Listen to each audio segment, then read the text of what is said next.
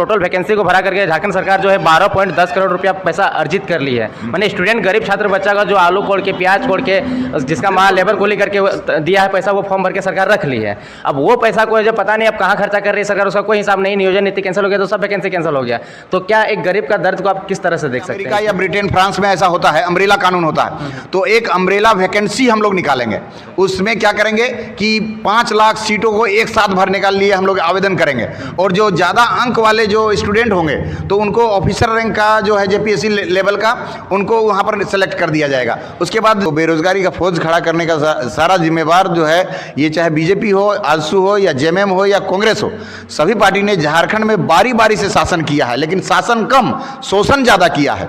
हम उनके समस्याओं को नोटिस कर रहे हैं, उनका नंबर लिख रहे हैं, और ताकि उनका प्रॉब्लम को हम सॉल्व कर सके। किसको वृद्धा पेंशन नहीं मिल रहा, किसको घर नहीं मिल रहा, ये सब प्रॉब्लम हम लिख रहे हैं। तो आप पैसा का एलिगेशन क्यों लगा रहे हैं? नेता लोग पढ़ा लिखा नहीं है। आप बताइए, जो मैट्रिक बढ़िया से नहीं किया है उसको शिक्षा मंत्री बना दिए हैं, तो क्या सुधार होगा आपको? और जो शिक्षा आप एजुकेशन का बात तो नहीं ना कर सकते, क्योंकि संविधान में ऐसा कहीं क्राइटेरिया नहीं कि आपको शिक्षा मंत्री बनाने के लिए ये पास करना पड़ेगा। क्राइटेरिया तय होना जरूरी है, क्योंकि बिना ग्रेजुएशन में हम लोग किसी कैंडिडेट को वोट को पढ़ा लिखा लोगों को दो भाई, जो कहीं से उसका सर्टिफिकेट का आता पता नहीं है। इलाहाबाद सम्मेलन से कोई सर्टिफिकेट मिलता है सर? हमको तो समझ में नहीं आता।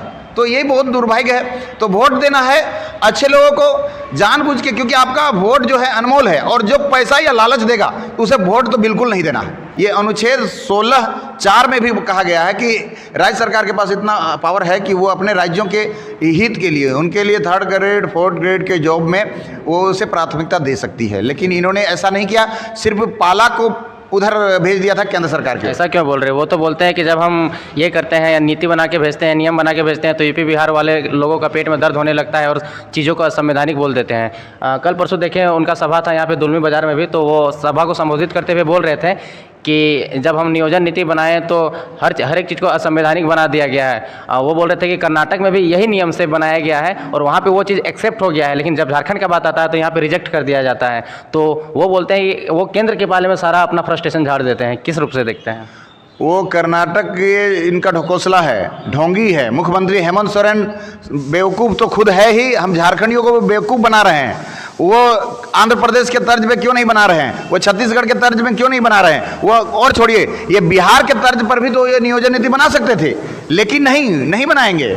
वो जानते हैं ना, हम लोगों को वो ठगते हैं और वोट मांगते हैं। उनका घर में बताइए आप, इतना बड़ा तथ्य हम आपको बता रहे हैं, यहाँ संविधान का वो बात कर रहे हैं, अपना खुद मुख्यमंत्री बन गए, उसके बाद अपने भाई को विधायक के लिए वोट मांगने चले गए। वो उनको विधायक भी बना दिया जनता ने। जनता कितनी भोली वाली है, उनकी भाभी को विधायक बना दिया। उनके पिताजी जो हैं वो सांसद हैं। यानी एक ही परिवार को सिर्फ फायदा हो रहा है। इसी तरह यहाँ रामगढ़ में भी वही हाल है, परिवारवाद यहाँ भी हावी है। और बताइए, ये पूरे सरकार को लेकर के यहाँ जो आ रहे हैं हेलीकॉप्टर में और पूरा मर्सिडीज में घूम रहे हैं यहाँ पर और वोट मांग रहे हैं, उन्हें तो शर्म आनी चाहिए, क्योंकि उन्हें वोट मांगने का कोई अधिकार नहीं है। कोई भी चुनावी वादा उन्होंने पूरा नहीं किया है। क्या करेंगे भाई, आप लोग तो चुनाव के रात में बिक जाते हैं 500 और 700 रुपया में। वो तो खुद विचारधारा लेके आते हैं, अब उनके कामों को भी देख चुके हैं। लेकिन क्या होता है ना कि चुनाव वाले रात में पैसा चाहे धन बल जन बल का इस्तेमाल कर लेते हैं। कैसे करेंगे? धन बल जन बल, लेकिन अब ये नहीं चलेगा। ये तो देखने को मिल ही रहा है। अभी यहाँ पर रामगढ़ में एक पार्टी जो है करोड़ों का खर्च कर रही है, और एक जो है बताइए कि उसके पास कोई योग्यता नहीं है। एक पति को खड़ा कर दे रहा है यहाँ पर, एक पत्नी को खड़ा कर दे रहा है, और मुर्गा दारू की राजनीति चल रहा है। आपका बात सही है। पति और पत्नी, एक तरफ पति अपना पत्नी का प्रतिष्ठा बता रहा है, एक तरफ पत्नी अपना पति का प्रतिष्ठा बचा रहे। किस रूप से देख रहे हैं? हाँ, यही तो है, यहाँ पर हो ही रहा है। पति अपनी प्रतिष्ठा नहीं बचा रहा है, यहाँ पर समझिए तो झारखंडियों का और रामगढ़ वासियों का भविष्य को दांव में लगा दिया है अपने अंधे स्वार्थ में, अपने परिवारवाद के स्वार्थ में। ये नेता जो है, अपने पार्टी में भी कोई एक आदमी को नजर नहीं आ रहा है उन लोगों को, और उनके कार्यकर्ता को भी इतना समझ में नहीं आता है कि हम ज़्यादा योग्य हैं उससे। तो उन लोगों को सोचना चाहिए। उनके कार्यकर्ता को मैं बताना चाहता हूँ कि चाहे आजसू का हो या कांग्रेस का हो, उसमें योग्यता ज़्यादा है। तो उन लोगों के लिए वो लोग वोट मांगने जा रहा है। वो अपने पत्नी या परिवार से बाहर नहीं सोच सकता, तो वो हमारे राज्य के लिए, आपके परिवार के लिए क्यों सोचेगा? कैसे सोच पाएगा? यहाँ सोचने की अच्छा, आप जरूरत है। एक बात ये बताइए, आप बेरोजगारों का फौज का बात कर रहे हैं, आप सिर्फ अगर विधायक बन जाते हैं तो सिर्फ बेरोजगारों के लिए काम कीजिएगा या सभी वर्गों को लेकर के चलेंगे? क्योंकि रामगढ़ में आप दौरा कर रहे हैं लगातार, तो आप किन किन समस्याओं को देख पा रहे हैं मुख्य रूप से? मुख्य रूप से यहाँ काफ़ी समस्याएं हैं। हम तो बेरोजगार का आवाज़ जो है विधायक होता है विधि बनाने वाला, विधानसभा में भेजा जाता है कानून बनाने वाला। तो हम वहाँ जाएंगे तो 1 महीना के अंदर इतना ज़्यादा जोरदार आवाज़ उठाएंगे कि 1 महीना के अंदर वहाँ लागू करने के लिए सरकार को बाध्य कर देंगे विधायक। क्योंकि नियोजन नीति बहुत बेहतर ढंग से बनाया जा सकता है, वो सारा तथ्य भी हम देंगे, सारे संवैधानिक आंकड़े भी हम पेश करेंगे और नियोजन नीति भी वहाँ बनाने के लिए हम दबाव बनाएंगे। ये मेरा विधानसभा में हम लड़ेंगे वहाँ पर। दूसरी सबसे बड़ी चीज़ है कि यहाँ की जनता यदि हमें चुनती है, वो हम पर भरोसा करती है, तो मैं सबसे पहले यहाँ पर जो एक जलाशय बना है भैरवी जलाशय, तो भैरवी जलाशय का जानते हैं, गोला एक महत्वपूर्ण क्षेत्र है। यहाँ के किसानों में बहुत ज़्यादा सब्जी उत्पादन करने का और आलू से लेकर टमाटर इतने और गेहूँ वगैरह का जो हर नहर के द्वारा पानी हर खेत में पहुँचाने का मेरा पहला प्राथमिकता रहेगा। और दूसरा प्राथमिकता रहेगा कि ये दुलमी और चितरपुर के प्रखंड के बीच में जो एक रेलवे स्टेशन है बड़की पोना स्टेशन, जो बहुत ही बुरी स्थिति में वहाँ पर ट्रेन खड़ा हो जाता है, वहाँ एक फ्लाईओवर नहीं बना है। और पोना स्टेशन जो कि पोना नहीं है, वो चितरपुर में है, बेलाल नगर चितरपुर में है, वहाँ पर उसका नाम परिवर्तन करवा के मैं वहाँ पर कोशिश करूँगा 1-2 महीने के अंदर कि वो फ्लाईओवर का काम वहाँ पर शुरू हो जाए, ताकि बच्चों को ट्रेन के नीचे से गुजरना पड़ता। ट्रेन खड़ी रहती है और नीचे से काफ़ी लोग जो है बच्चे लोग पढ़ने के लिए जाते हैं आने के लिए, और ग्रामीण वाले लोगों को बहुत कष्ट होता है। तो उसको मैं काम करूँगा और तमाम प्रकार के यहाँ पर शिक्षा पर काम करूँगा। यहाँ पर हॉस्पिटल में भी शिक्षा का यहाँ पर बहुत प्रॉब्लम है। हॉस्पिटल में जो है डॉक्टर नहीं है, दवाई नहीं है। वो तो कहते हैं हमने बहुत सारा काम किया, शिक्षा के क्षेत्र में काम किया, स्वास्थ्य के क्षेत्र में काम किया, तो फिर आपको क्या समस्या? वो लोग तो जो भी रहे हैं सरकार में रहे हैं यहाँ पे, चाहे ममता देवी हो चाहे चंद्रप्रकाश चौधरी हो, और वो लोग हमेशा बोले हैं कि हम लोग विकास का राजनीति किए हैं, दलाली नहीं किए हैं।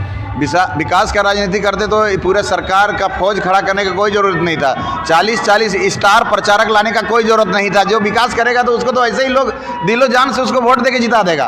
और इधर जो है आंसू वाले चूल्हा प्रमुख का बनाने का, ये जाल बिछाने का कोई ज़रूरत नहीं। वो तो बोल रहे हैं हम घर घर गाँव चूल्हा तक पहुँच रहे हैं, पब्लिक से जुड़ रहे हैं, उसमें क्या दिक्कत? तो सिल्ली में मुख्यमंत्री, ये सिल्ली में सुदेश महतो 2009 में 2019 में यही वाला प्लानिंग बना करके वहाँ पर चुनाव जीत गए। लेकिन सिल्ली में उन्होंने क्या फ़ायदा किया है बताना चाहेंगे कि 3 साल हो गया सिल्ली के जनता ने चूल्हा प्रमुख के बारे में हम लोगों ने भी वहाँ अध्ययन किया है, तो बस वो एक नोटंकी किए हुए थे। और वोट देने के समय में करीब 1.5 करोड़, यहाँ पर जो है 1.5 करोड़ बोल रहे हैं आपका, 15 करोड़ रुपया जो है चूल्हा प्रमुख के बीच में 500-200 रुपया बांटा जाएगा। ये एक बहुत बड़ा जाल बिछाया गया है चूल्हा प्रमुख का। पैसा बांटने की बात कर रहे हैं, वो तो बोल रहे हैं कि हम उनके समस्याओं को नोटिस कर रहे हैं, उनका नंबर लिख रहे हैं, और ताकि उनका प्रॉब्लम को हम सॉल्व कर सके। किसको वृद्धा पेंशन नहीं मिल रहा, किसको घर नहीं मिल रहा, ये सब प्रॉब्लम हम लिख रहे हैं। तो आप पैसा का एलिगेशन क्यों लगा रहे हैं?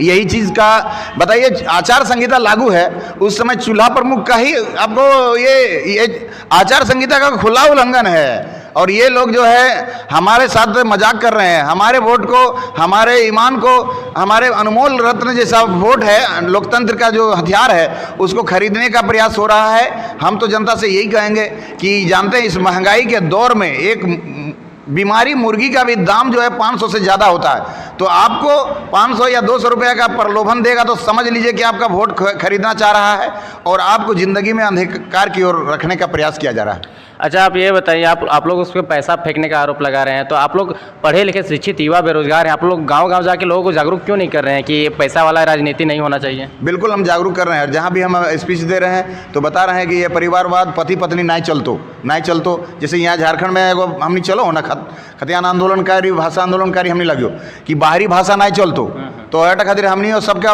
और लोग का नारा भी लोग ने भी अब सवाल करना शुरू कर दिया है कि बाहरी भाषा जिस तरह नहीं चलतो तो यहाँ पति पत्नी नहीं चलतो, परिवारवाद नहीं चलतो। आपका एक वीडियो मैंने देखा था, बहुत ज़्यादा वायरल हुआ था, उसमें देख रहे थे कि आप जहाँ पे रोड खराब था वहाँ पे गाना गा के लोगों को समझा रहे थे। एक दिन देखे डीवीसी चौक में आप झाड़ू मार रहे थे, क्या कॉन्सेप्ट लेके झाड़ू मारने निकल गए थे? बस वहाँ पर कचरा था, हम लोग चाय पी रहे थे, देखे कि इतना ज़्यादा कचरा है तो बस साफ़ करने की कोशिश किए। तो कुछ साथी लोग आए, वीडियो बनाने लगे और बहुत समर्थन भी मिला। वहाँ बोला गया कि तो कचरा है। डीवीसी चौक में अभी भी जाइएगा तो कचरा बहुत ज़्यादा। तो इतना बताइए, यहाँ बीजेपी और आजसू का जो है गठबंधन है, तो बीजेपी का ही एक कॉन्सेप्ट है स्वच्छ भारत अभियान। तो स्वच्छ भारत अभियान का तो असर दिख नहीं रहा। तो हम लोगों को मजबूरी, बीजेपी की सरकार नहीं ना है जी यहाँ पे, क्या ये बीजेपी का समर्थन तो है ना, बीजेपी को समर्थन नहीं करना चाहिए ऐसे जो कचरा फैलाता हो। और ये राजनीति में कचरा जो है ये एक संकेत है कि राजनीति का कचरा 2024 में हम लोग साफ करेंगे, क्योंकि 2024 में 81 का विधायक जो अभी जीते हुए हैं ना, एक भी नजर नहीं आएगा। हम लोगों ने एक ठाना है, बीड़ा उठाया है। इसलिए देखिए, अब छात्र उलगुलान, हमारा ये नारा है कि छात्र अब उलगुलान करेगा। और नया सरकार, नया 2024 के लिए ट्रेनिंग हम लोग यहाँ पर कर रहे हैं, ट्रेंड हो रहे हैं। जनता से यदि अपील करेंगे, वो हमें इस बार यदि भरोसा करते हैं तो 2024 में नया सरकार उनको देंगे। और नया नेता काम कर तो नया। क्या लगता है, सिर्फ रोड से ही कचरा साफ करने से कचरा साफ हो जाएगा या फिर पूरा सिस्टम में परिवर्तन लाने की जरूरत है? 1 मिनट पर रोकना चाहेंगे। अब ब्लॉक में चले जाइएगा, बिना वीडियो सीओ जो है कि बिना पैसा लिए आय जाती आवास ही नहीं बनाता है, उसका चमचा बेलचा जो भी दलाल रहता है पैसा खा जाता है। जमीन ऑनलाइन कराने जाइए, रजिस्ट्री कराने जाइए, हर जगह करप्शन है। तो सिर्फ आप रोड का कचरा साफ करके झारखंड रोड को ठीक करना चाहते हैं कि पूरा सिस्टम में परिवर्तन लाइएगा? क्या है आपका? पूरा सिस्टम में ही परिवर्तन, इसलिए शुरुआत में ही कैसे लाएंगे, क्या कॉन्सेप्ट, कुछ ऐसा विजन है आपके पास? बिल्कुल विज़न है उस पर। हम लोग को कोई भी काम जो है, पहला तो 5 लाख सीट खाली है, 5 लाख जो और 1 लाख शिक्षकों का सीट खाली है। तो एक अम्ब्रेला कानून लाएंगे, एक अम्ब्रेला, जैसे अमेरिका या ब्रिटेन फ्रांस में ऐसा होता है, अम्ब्रेला कानून होता है। तो एक अम्ब्रेला वैकेंसी हम लोग निकालेंगे। उसमें क्या करेंगे कि 5 लाख सीटों को एक साथ भरने के लिए हम लोग आवेदन करेंगे। और जो ज़्यादा अंक वाले जो स्टूडेंट होंगे तो उनको ऑफिसर रैंक का जो है जेपीएससी लेवल का, उनको वहाँ पर सेलेक्ट कर दिया जाएगा। उसके बाद जो उससे कम रहेंगे तो सी ग्रेड के नौकरियों में उन लोगों को सचिवालय वगैरह में, सीजीएल वगैरह में उसको घुसा दिया जाएगा। और उससे थोड़ा सा अंक कम रहेगा अंकों के आधार पर, और उसको कर्मचारी लेवल जो जितने पंचायत सचिव है या उत्पाद सिपाही है, कारा चालक है, शिक्षक की टीचर का, तो उसको एक ही वैकेंसी में सबको भरेंगे। और वो भी 2 महीना 3 महीना से ज़्यादा समय नहीं लगेगा। ये एक काम करना है, क्योंकि सीटें भर जाएगी ना तो कोई भी काम जो है जल्दी होगा, वहाँ फाइल घिसकेगा जल्दी, क्योंकि कर्मचारी अभी नहीं है, शिक्षक नहीं है। और काम, और यदि ऑफिस में जाइएगा, वीडियो में ब्लॉक में जाइएगा तो एक कर्मचारी है, तो एक कर्मचारी कितना काम करेगा, इसलिए फाइल जमा हो जाता। और फाइल जमा हो जाता तो जल्दी करने के चक्कर में 50 रुपया, 100 रुपया, 200 रुपया, तो छोटी छोटी प्रॉब्लम जो है कर्मचारियों का जब बहाली होगा तो वो स्वतः ही खत्म हो जाएगा। उसके बाद पारदर्शिता का हम लोग राइट टू एजुकेशन जिस तरह से कानून है उस पर पालन करेंगे। 30 बच्चों पर एक बच्चों को मास्टर होना चाहिए, ये पालन करवाएंगे। और राइट टू एक्ट, जितने भी कानून का जो है कि 30 दिन के अंदर, 15 दिन के अंदर आय जाति आवासीय बनने का जो कानून है उसको बेहतरीन ढंग से पालन करवाएंगे। तो और सबसे बड़ा चीज़ हम लोग करना चाहेंगे कि अगर धीरे धीरे हम लोग ये प्रयास करेंगे, 2024 में इसको हम लोग मैनिफेस्टो में शामिल करेंगे कि रिजेक्ट, जैसे कि कोई भी पदाधिकारी यदि जैसे अधिकारी या बीडीओ या ये जैसे होता है, अपना काम सही से नहीं करता है तो उसे 1 साल के अंदर उसको अपने पद से उसको इस्तीफा देना पड़ेगा। ऐसा नियम कानून हम लोग बनाने वाले हैं। ये तो विधि बनाने की बात आप बोल रहे हैं, जब विधायक बन जाएंगे तब, वो तो खैर बात की बात है, 2 तारीख को जब रिजल्ट आएगा तब की बात है। लेकिन आपने जैसे कहा अभी वैकेंसी की बात कहा, तो वैकेंसी अभी झारखंड सरकार निकाली हुई थी, जिसमें टोटल वैकेंसी को भरा करके झारखंड सरकार जो है 12.10 करोड़ रुपया पैसा अर्जित कर ली है। मैंने स्टूडेंट, गरीब छात्र बच्चा का जो आलू कोड़ के, प्याज कोड़ के, जिसका माँ लेबर को लेकर के दिया है पैसा, वो फॉर्म भर के सरकार रख ली है। अब वो पैसा को जब पता नहीं अब कहाँ खर्चा कर रही है सरकार, उसका कोई हिसाब नहीं, नियोजन नीति कैंसिल हो गया तो सब वैकेंसी कैंसिल हो गया। तो क्या एक गरीब का दर्द को आप किस तरह से देख सकते हैं इसमें? गरीब का दर्द से ही हम यहाँ पर आए हैं। अभी हम लोग इसलिए घोषणा किए हुए थे कि हजारों के तादाद में रामगढ़ उपचुनाव में भाग लीजिए, क्योंकि नेता लोग हम लोग का जिंदगी से खिलवाड़ कर रहे हैं। क्या हुआ? आपने तो 1000 कैंडिडेट देने का बात किया था, वादा तो किया था, लेकिन हमारा जो देखेंगे यहाँ पर फी बहुत ज़्यादा है। पहले 2000 फी था, पहले उसके बाद 5000 हो गया। अभी पता चला है कि अभी 10, हम लोग जब नॉमिनेशन कराएं तो 10,000 फीस था और बहुत ज़्यादा प्रोसेस था। एसडीओ से सिग्नेचर करा के लाओ, काफ़ी लोग सिग्नेचर करा के नहीं ला पाए, वहाँ सिग्नेचर नहीं हो रहा था, वहाँ भी अधिकारी नहीं रहता है। आपका बैंक से नया खाता खोलाओ, बहुत सा लफड़ा, बहुत सा परेशानी हुआ। तो हमारा बच्चा कम हुआ, करीब 12-15 ही स्टूडेंट हम लोग आ पाए हैं, लेकिन फिर भी हम लोग अभी ये संघर्ष कर रहे हैं और आने वाले 2024 में हज़ारों के तादाद में जरूर आएंगे। और क्योंकि और बताइए, अभी आप जो सवाल उठाए थे कि फ़ी जो है वो लोग, हम लोग का फ़ी वापस नहीं होता है। लेकिन यहाँ नियोजन नीति, यहाँ पर जैसे नेताओं ने ऐसा व्यवस्था बना के रखा है कि 10,000 जो रहता है ना, आप चाहेंगे तो नाम वापस लीजिएगा तो आपका 10,000 वापस हो जाएगा। बताइए, यहाँ व्यवस्था अच्छा है।